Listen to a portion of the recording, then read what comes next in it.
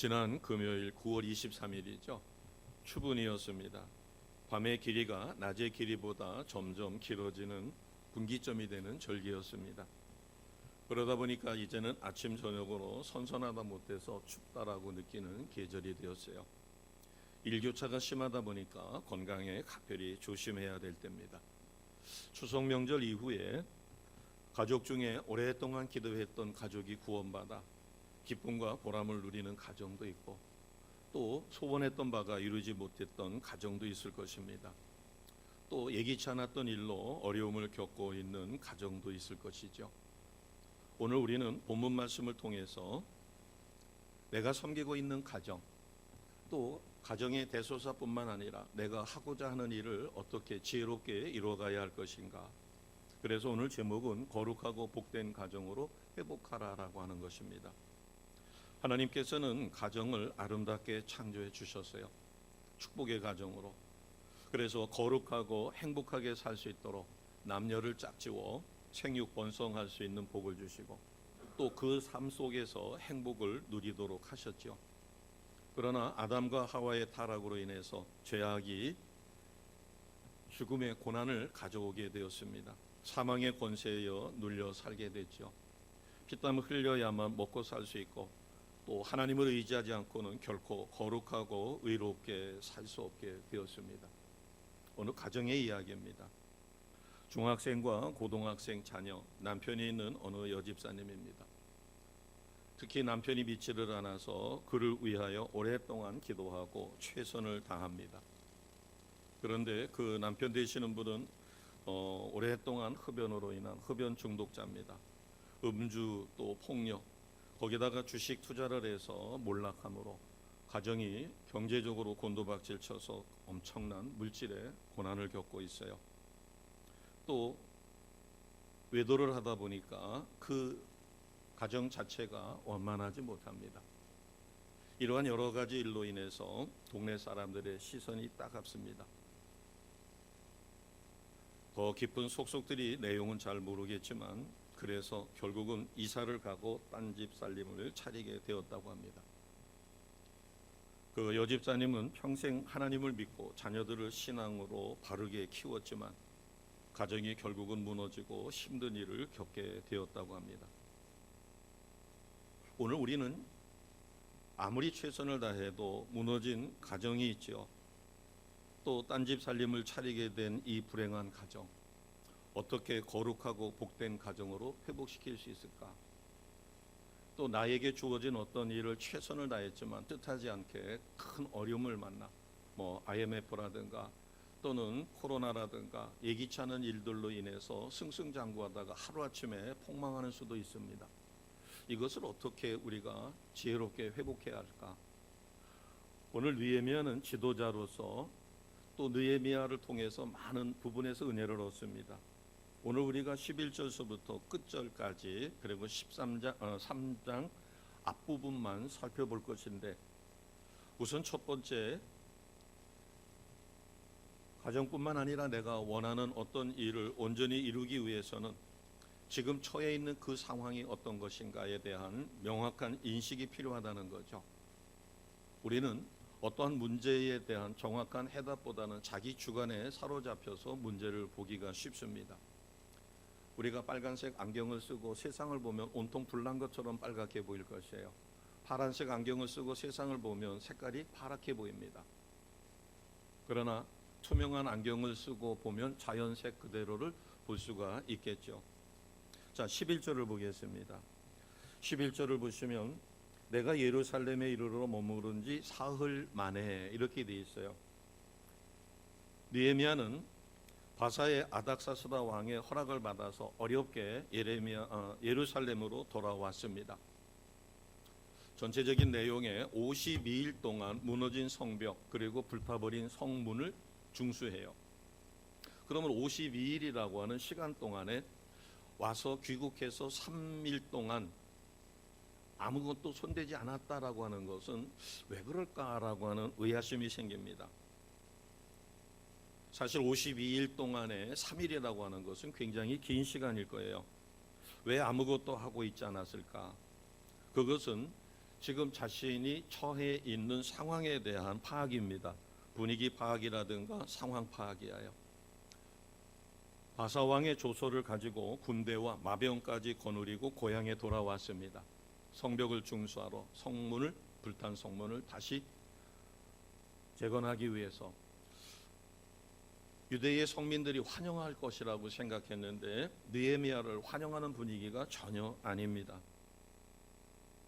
그렇기 때문에 느헤미야는 지혜롭게 이 상황을 어떻게 해야 할 것인가, 지금 현재 이 예루살렘 성이 갖고 있는 문제가 무엇인가를 정확하게 진단하기 위해 하나님께 기도하며 3일 동안을 시간을 보냅니다.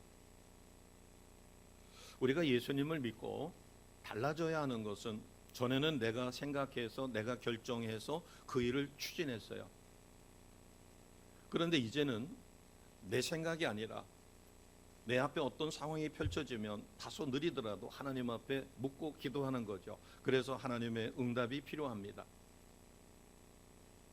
내 생각만 내려놓는다면 하나님은 분명히 가르쳐 주시죠.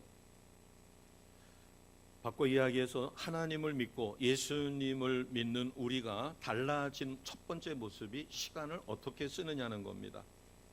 예수님과 직접 연관이 없는 시간은 모두 시간 낭비가 되죠.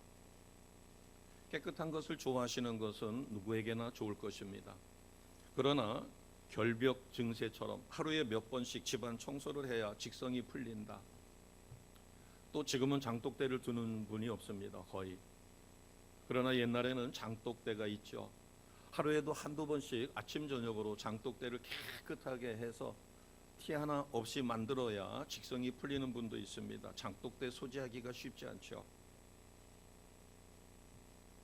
스마트폰이나 TV를 지나치게 보는 것도 시간 낭비가 될 것입니다.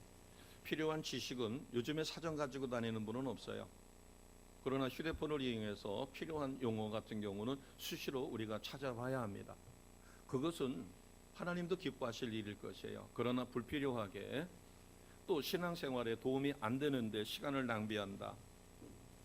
지금 예레미야는 시간을 낭비한 것이 아니라 3일 동안 하나님이 허락하신 일, 더군다나 바사의 아닥사스다 왕을 설득하는 것이 결코 쉽지 않음에도 이루어진 일인데 고국에 귀국해서 바라보니까 상황이 녹록치가 않은 것이에요.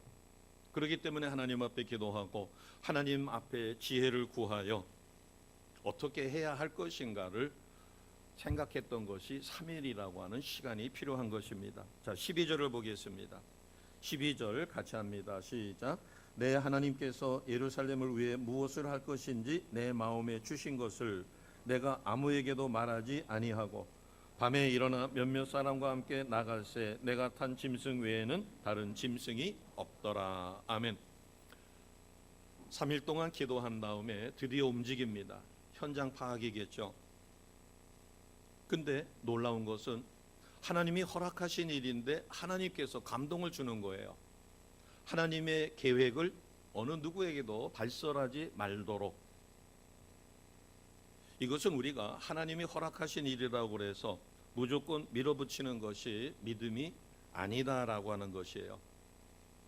그러니까 우리는 순간순간 지혜로 하나님이 주신, 그렇다고 해서 믿음이 없는 불신의 행동이 아니라 성령 하나님께서 주시는 감동 가운데 때로는 지혜롭게 행할 필요가 있다는 거죠. 느헤미야는 신중하게 상황을 파악합니다. 그리고 하나님의 뜻을 이루기 위해서 최선을 다해요. 그러나 아직 때가 아니므로 하나님의 계획, 하나님이 자기에게 말씀하신 것, 이것을 어느 누구에게도 말하지 않습니다. 가족 중에 아직도 믿지 않는 가족이 있을 수 있죠. 믿음을 권면할 때 하나님이 내게 감동을 주셨다고 해서 푸시를 하되 상황을 예의주시해서 지혜롭게 사랑으로 할 필요가 있습니다. 자, 13절과 14절을 보겠습니다. 13절과 14절 중에서 먼저 13절 앞부분을 보면 그 밤에 골짜기 문으로 나가서 용정으로 본문에 이르는 동안에 보니 이렇게 되어 있습니다. 여기서 본다라고 하는 것은 면밀히 조사한다는 거죠. 면밀히 살펴봤더니 골짜기 문, 용정 본문에 이르기까지 무너지고 성문은 불타버렸습니다.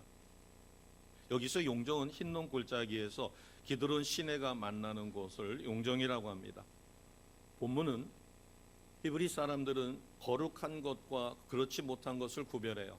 그래서 여기에 본문이라고 하는 것은 배설물, 뭐 가축이라든가 사람의 배설물, 쓰레기 이런 것들을 갖다가 처리하는 문입니다. 3장 1절에 보게 되면 양문이 있는데 이 양문은 하나님 앞에 제사 드릴 양들만 출입을 시키는, 그래서 양들이 주로 그쪽 문으로 들어가기 때문에 이 문을 양문 이렇게 이야기합니다. 우리도 옛날에는 화장실을 집 안에 두는 게 아니라 가장 먼 곳에 뒀어요. 그래서 시골 같은 데는 마당 맨 끝에 있어가지고 저도 이모님 댁에 가게 되면 화장실이 마당을 건너가야 되기 때문에 한밤중에 가기가 쉽지가 않아요. 그래서 뭐 오강을 쓴다든가 이렇게 하지만 그 독특한 문화죠. 히브리 사람들은 거룩한 것과 그렇지 못한 것을 섞이지 아니하도록, 그래서 본문이 있고 양문이 있고 이렇게 구별을 했습니다. 샘문과 14절을 보게 되면 샘문과 왕의 못에 이르러서 탄 짐승이 지나갈 곳이 없어 어쩔 수 없이 내려서 걸어갑니다. 여기에서 샘문이라든가 왕의 못은 거룩한 곳이에요. 깨끗한 곳입니다. 정결한 곳이에요. 그런데 오히려 그곳이 지나갈 곳이 없을 정도로 무너졌어요. 이것은 영적으로 우리가 보게 되면 내가 경건하고 하나님 중심의 온전한 삶을 살아도 믿음이 없어서가 아니라 환난과 역경이 있을 수 있다는 것이죠. 각자에게 고난이 있을 수 있다는 것입니다. 자, 15절을 같이 하겠습니다. 시작. 그 밤에 시내를 따라 올라가서 성벽을 살펴본 후에 돌아서 골짜기 문으로 들어 지나갈 곳이 없기 때문에 그 밤에 시내를 쫓아 올라가서 성벽을 살펴본 다음에 돌아왔다. 근데 이상한 일은 16절에 있습니다. 방백들은 내가 어디 갔으며 무엇을 했는지 알지 못할 뿐만 아니라 나도 그 일을 유대 사람들이나 제사장, 귀족, 방백 그 외에 일하는 어느 누구에게도 알리지 아니했다. 왜 알리지 않았을까요? 그것은 분위기가 긍정적이지 않았기 때문입니다. 그리고 또 하나는 그들이 오해할 수도 있어요.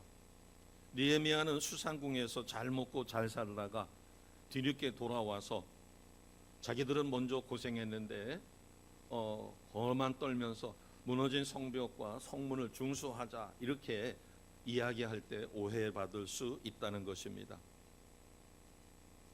이것은 바꿔 이야기하면 당연한 일이에요. 부모가 자녀에게 덕담을 하는 것, 그래서 꼭 필요한 것 일러주는 것이, 그러나 만약에 자녀가 그것을 잔소리로 받아들인다면 안 한만 못한 거죠. 학교에서 선생님이 학생들에게 너무 불필요하게 이래 해야 된다 저래 해야 된다라고 이야기하면 아이들은 딱 그 얘기만 나오면 벌써 아이고 잔소리 하고서는 딱 닫아버려요. 차라리 그것보다는 우리는 하나님의 사람이니까 자녀에게 해야 할 일이 있고 이래라 저래라 가르쳐 줘야 될 일이 있지만 꼭 하지 않아야 될 것은 하나님 앞에 오히려 기도하고 그런 다음에 강한 감동으로 10마디 할 것을 한 번만 이야기하는 것도 지혜로울 수가 있습니다. 하나님 기뻐하시는 일이라고 해서 또 복음을 전하는 것은 당연한 일이라고 해서 무조건 밀어붙이는 것은 지혜롭지 못합니다. 옛날에는 예수 믿고 천당 가세요 그러면 반발하는 사람이 없었습니다. 그러나 지금 지하철이라든가 시내버스라든가 길거리에서 그렇게 이야기할 때 반발하거나 거기에 대드는 사람들도 생길 수 있죠. 지혜롭지 아니하면 어렵습니다. 자, 17절을 보겠습니다. 그렇다고 해서 분위기가 그렇다고 해서 마냥 꾸무럭될 수는 없죠. 17절 같이 합니다. 시작. 그 후 그들에게 이르기를 우리가 당한 곤경은 너희도 보고 있는 바라. 예루살렘이 황폐하고 성문이 불탔으니 자 예루살렘 성을 건축하여 다시 수치를 당하지 말자 하고. 아멘. 하나님의 때를 기다리되 적당할 때가 되면 반드시 담대한 믿음을 갖고 선포해야 합니다. 전해야 되죠. 거기에는 도전이 필요하고 헌신이 필요합니다.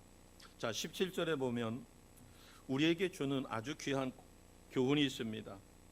예루살렘 성민이 어떤 어려움을 겪고 있는지 누구나 다 알고 있어요.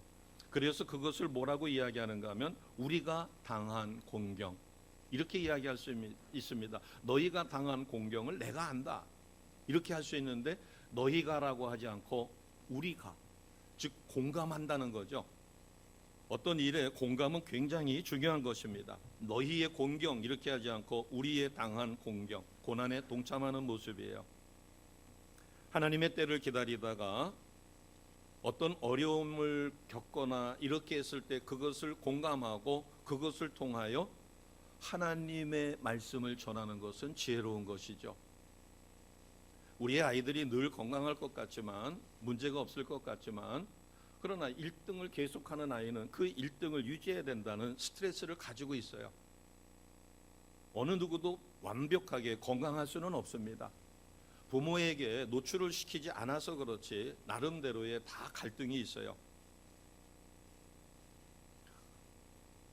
때를 얻지 못했다, 아니면은 지금 상황이 온전치 못하다고 해서 우리는 마냥 민그적거릴 수는 없습니다. 그래서 느헤미야는 담대하게 하나님의 감동이 있었을 때 지혜롭게 선언하는 것이, 그게 16절이었고 17절입니다. 그러면서 뭐라고 이야기했는가 하면 그들이 공감할 것을 제공하는 거예요. 이것을 우리는 신앙적으로는 간증이라고도 할 수 있겠죠. 자, 18절 같이 하겠습니다. 18절입니다. 시작. 또 그들에게 하나님의 선한 손이 나를 도우신 일과 왕이 내게 이른 말씀을 전하였더니 그들의 말이 일어나 건축하자 하고 모두 힘을 내어 이 선한 일을 하려 하매. 아멘. 때를 기다렸습니다. 귀국해서 3일 동안은 침묵하며 하나님 앞에 기도하고, 그런 다음에 움직이기 시작할 때도 은밀히, 아직 때가 되지 않았을 때는 어느 누구에게도, 그래서 유다의 예루살렘의 지도자들에게도 이야기를 하지 않고 때를 기다리다 드디어 때가 되었을 때 담대하게 선포합니다. 그러면서 뭐라고 공감을 일으켰는가 하면 18절 앞부분이에요. 그들에게 하나님의 선한 일이 예레미야 자신을 도우신 일, 나를 도우신 일과 아닥사스다 왕이 자기에게 준 말을, 이것을 전했습니다. 그랬더니 그 말을 듣고 하나님의 은혜에 감동된 그들이 일어나서 건축하자, 그리고 힘을 내서 이 선한 일을 하자. 공감할 수 있는 하나님이 나와 함께 하신 것, 이것은 간증이라고 우리가 이야기하는데 이 효과는 큽니다. 백성들이 그 말을 듣고 감동을 받은 것이죠. 널브러졌던 사람들에게 느헤미야의 간증은 하나님이 자신을 어떻게 도와 강대국인 바사의 아닥사스다 왕의 마음을 감동시켰는가, 그리고 그가 어떻게 조서를 주고 친필 조서를 주고, 그리고 군대와 마병까지, 그리고 증축할 수 있는데 필요한 재료들을 보내줬을까. 이것을 전해 들은 백성들은 감동을 받은 것입니다. 우리가 성경 지식이 부족해도, 성경 말씀을 가지고 전하기는 어려워도 하나님이 나에게 이렇게 은혜를 주셨다, 그래서 하나님 은혜가 너무 감사하다, 이러한 것은 우리가 얼마든지 전할 수 있습니다. 제가 무릎이 시큰시큰했던 것을 치료받아서 윤사무가 잘 아는, 윤 목사가 잘 아는 목사님도 이 무릎 연골이 닳아가지고 퇴행성 관절염 한 3기쯤 된다고 그래요. 4단계로 나누면. 근데 저한테 연락이 왔습니다. 꼬치꼬치 물으셔요. 그래서 주사 2번 치료받은 지 한 달이 좀 넘었다. 또 왼쪽 같은 경우는 한 7, 8년 전에 치료를 받았는데 7, 8년 동안 아무 이상 없이 쓰고 있다. 그랬더니 이제 뭐 이런저런 이야기를 쭉 합니다. 그러면서 제가 감사할 수 있었던 것은, 전에는 계단을 내려오면서 감사하지 않고 계단을 올라가면서 감사하지 않고 그냥 뭐 일상 하나님 앞에 늘 감사했는데, 지금은 조목조목 감사할 수밖에 없어요. 계단을 내려올 때 조심은 하지만 회복시켜 주신 것도 감사하고, 그 다음에 엘리베이터만을 의지하지 않고 조심스럽게 운동하며 근육을 키워가려고 할 때 큰 이상 없이, 그러나 맨바닥에 앉아서 책상에 상에 앉아가지고 식사를 오랫동안 하는 것은 아직도 불편합니다. 그러나 걷는데 전혀 지장이 없을 정도로 회복시켜 주신 하나님, 그러다 보니까 오히려 감사거리가 늘어난 거예요. 오르고 내릴 때마다 감사하고, 그 다음에 하루를 마치고 현관문을 열고 들어갈 때 하나님 오늘 하루를 건강하게 지날 수 있게 해주셔서 감사하고, 이제 집에서 또 남아있는 시간을 하나님 은혜 가운데 아름답게 보낼 수 있게 해달라고 기도하는 것이죠. 내가 경험했던 것을 남에게 전하여 그가 판단할 수 있도록 도와주는 것은 아주 중요한 일이라고 생각합니다. 자, 세 번째로 이제 느헤미야는 담대하게 선포했어요. 그리고 자신이 체험했던 하나님을 전했더니 백성들이 모두 일어나 동참하자라고 이야기했습니다. 내가 하나님의 일을 행하려 할 때 하나님이 나와 함께 하신다. 이것을 담대하게 선포하는 것, 믿고 행동하는 것은 굉장히 중요합니다. 자, 19절을 보겠습니다. 19절 거기에 보게 되면 산발랏이라고 하는 사람이 나옵니다. 사마리아 총독이죠. 도비아는 산발랏의 부하인데 암몬에서 이주해 온 자로 아주 간신입니다.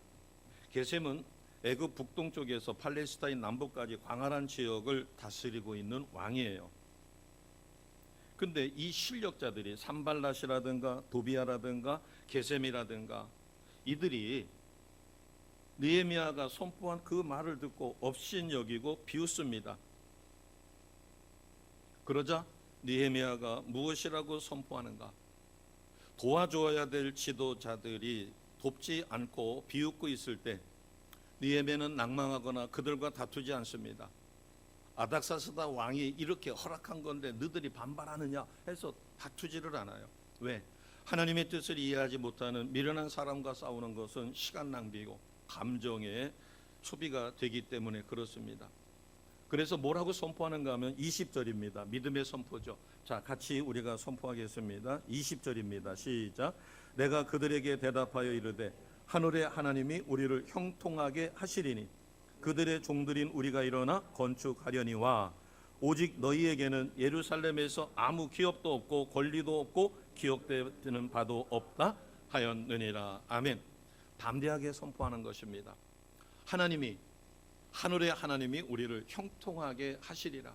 그렇기 때문에 우리는 이 무너진 성벽을 준수하고 불타버린 성문을 다시 재건할 것이다.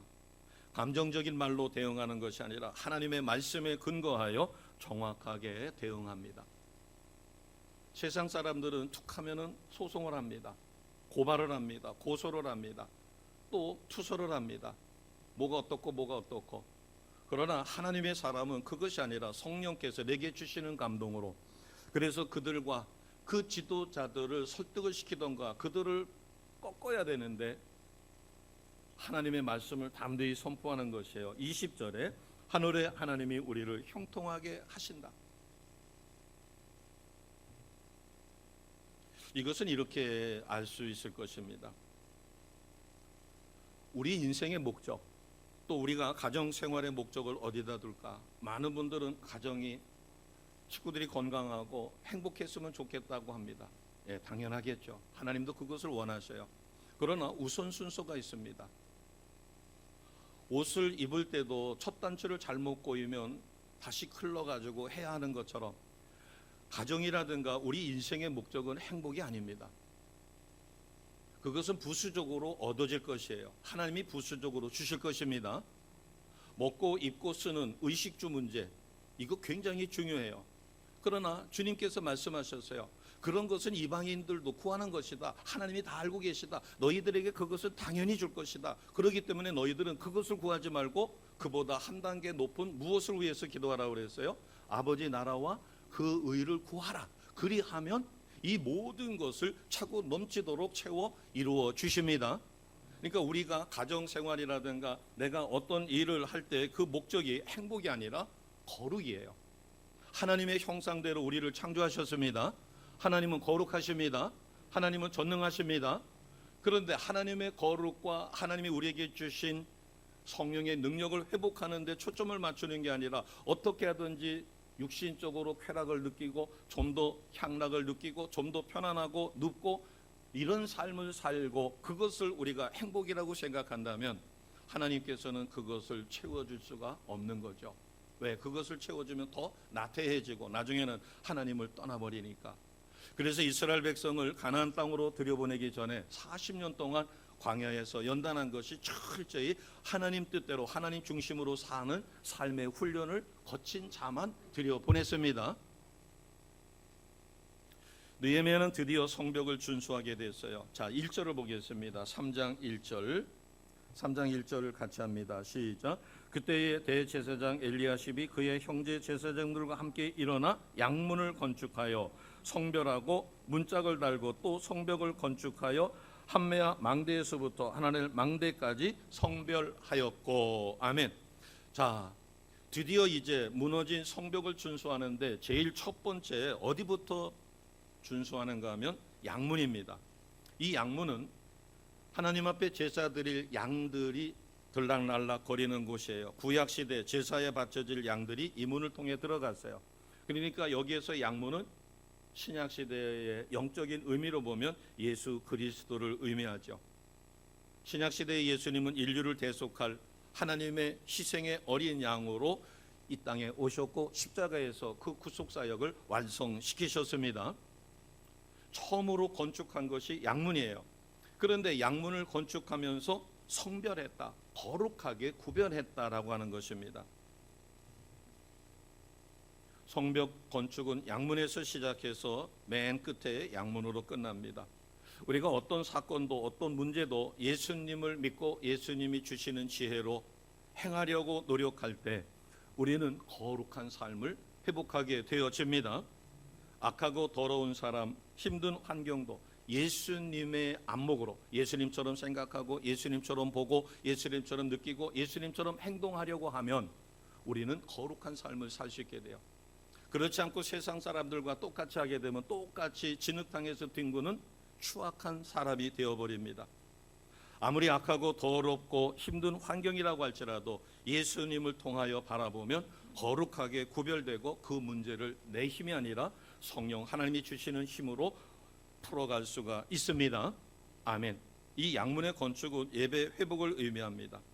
예배 회복, 그러니까 주일날 안 나오던 사람이 주일날 나오는 것도 예배 회복일 수 있죠. 그러나 여기서 예배 회복은 우리가 아침에 눈을 뜨면 무엇보다도 말씀을 묵상합니다. 그리고 말씀을 붙잡고 기도합니다. 그리고 하루를 마치기 전에 감사의 기도로 하루의 삶을 마치는 거죠. 이것을 예배 회복이라고 이야기합니다. 공적인 예배만 드리는 게 아니라 내가 얼마든지 아침에 눈을 떠서 감사할 수 있어요. 하나님, 오늘도 하루를 허락해 주셔서 감사합니다. 오늘 하루 하나님 기뻐하시는 온전한 삶, 오늘 24시간을 하나님 기뻐하시는 삶, 특히 2시간 24분을 하나님 앞에 온전히 드릴 수 있는 삶을 살 수 있게 해달라고 아침에 기도하며 먼저 조용한 데 가서 말씀을 읽고 전교인 하나님 앞에서를 통해 말씀 묵상할 몇 절을 먼저 읽고 하나님 뜻대로 살아가려고 노력하며 잠자리에 들기 전에 하나님 앞에 진실로 감사하는 삶으로 하루를 마감한다면 이것은 삶의 예배의 회복입니다. 아멘. 아멘입니다.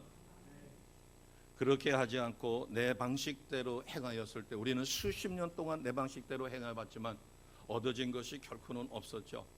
그러나 하나님 방식대로 행한다면 오늘 느헤미야가 3장 1절에 보니까 제일 먼저 양문을 건축하고 그것을 성별했다라고 되어 있습니다. 아까 앞에서 파탄난 가정을 말씀을 드렸죠. 하나님이 그 가정을 어떻게 회복시켰을까요? 그 아내 되시는 여집사님은 환난 가운데도 예배 생활을 소홀히 하지 않았다고 합니다. 얼마나 힘들었겠어요. 생활비도 안 주니까 본인이 벌어야 되고 자녀들을 위해서 얼마나 어려운 삶을 살았을까. 그리고 일주일 동안 주일날 들었던 그 말씀을 붙잡고 그 말씀대로 살려고 노력했다고 합니다. 어느 날 설교 말씀 가운데 고난 가운데 자기의 죄를 보는 것이 해결이라는 말씀이 크게 은혜가 됐어요. 우리는 나는 잘했는데 누가 잘못했다라고 이야기합니다. 그러나 제3자 입장에서 봤을 때는 100% 상대방만 잘못한 경우는 없어요.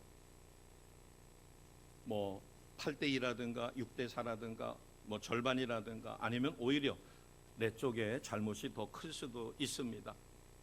그런데 어느 날 설교 말씀에 고난 가운데 자기의 죄를 보는 것이 해결이다라고 해서 삶에 적용하려고 노력하는 거죠. 한때는 간통죄로 고소하려다가 성령의 감동으로 참았다고 합니다. 남편이 불륜을 저지른 그 상대방 남편에게 사실을 말하겠다라고 협박하다가 그 가정의 자녀를 위해서 참았다고 합니다. 그러던 어느 날 용서의 기회를 놓치지 말라는 설교를 들었다고 해요. 그런데 성령이 강하게 감동을 주시는 겁니다. 그래서 남편에게 순종해서 전화를 했습니다. 그리고 그러는 가운데서 자신도 남편에게 온전치 못했고 또 남편이 방황하게 만들었던 빌미도 자기에게 있었다는 것을 깨닫게 된 모양입니다. 그래서 내 잘못이라고 당신을 용서한다고 어렵게 전화를 했답니다. 그랬더니 그 전화를 받은 남편도 곧 정리를 하고 돌아오겠다고 하며 오늘 저녁 아이들과 저녁이라도 같이 하자고 제안을 했다고 그래요. 어렵게 말씀에 순종하여 고난 가운데 자기의 죄를 보는 것이 해결이라는 그 말씀에 감동을 받고 용서의 기회를 놓치지 말라는 말씀에 순종하여 상대방을 용서하고자 했을 때 하나님의 위로하심과 놀라운 능력이 임하게 됩니다.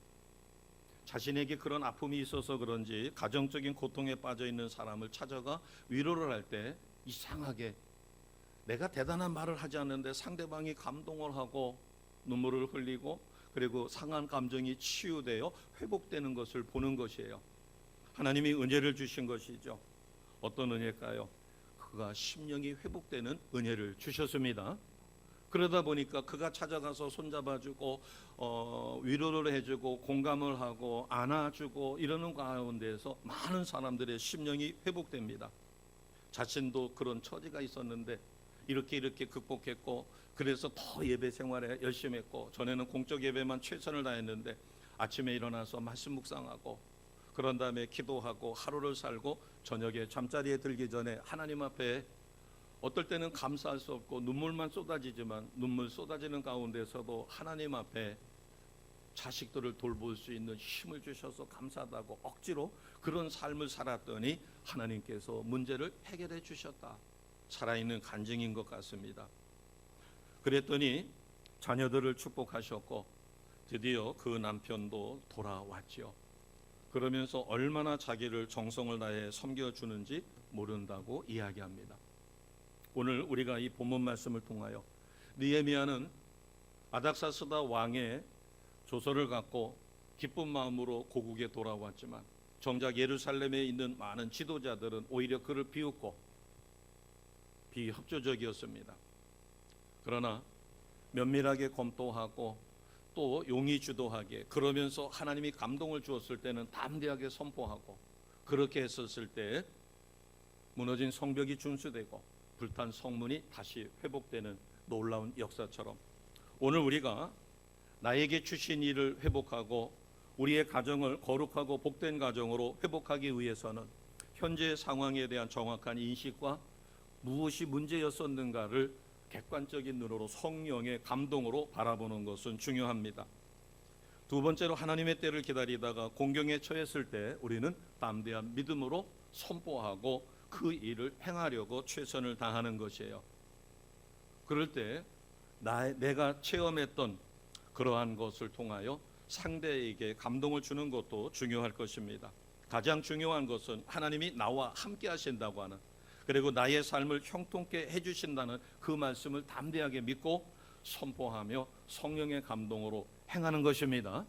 이렇게 할 때 우리는 무너진 가정 또 우리의 가정은 건강하더라도 여러 가지 소소한 문제들까지 온전하게 회복되어 진실로 하나님이 원하시는 거룩하고 복된 가정으로 회복되어지는 그와 같은 은혜를 누리시기를 주님의 이름으로 축복합니다.